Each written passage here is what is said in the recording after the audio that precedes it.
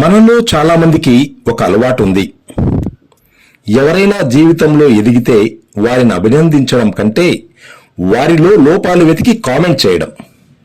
ఒక్కసారి ఆలోచించండి, ఎవరినైనా కామెంట్ చేయడానికి ముందు వారి ప్రయాణం గురించి తెలుసుకున్నామా? ఒక వ్యక్తి ఈ రోజు ఆ స్థాయికి చేరుకున్నాడంటే అది లక్కు వల్ల వచ్చింది కాదు.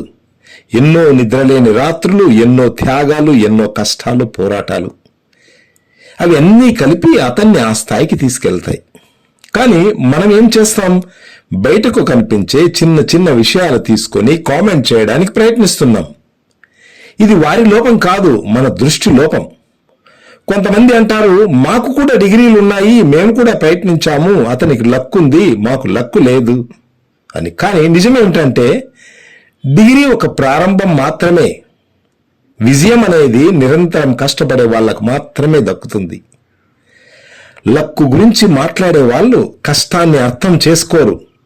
ఇప్పుడు ఒక ముఖ్యమైన విషయం చెప్తాను.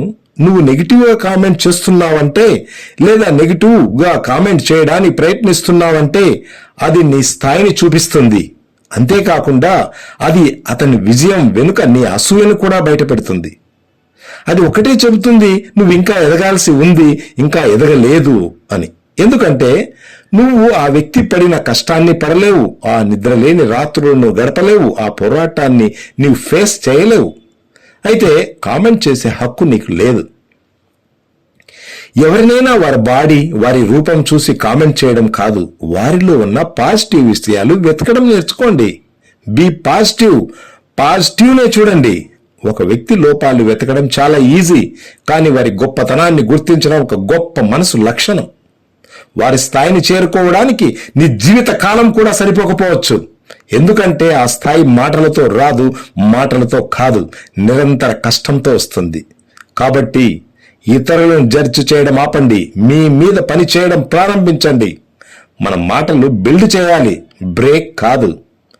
Don't comment on people, learn from them. Don't call it luck. Respect the hard work behind it. Thank you.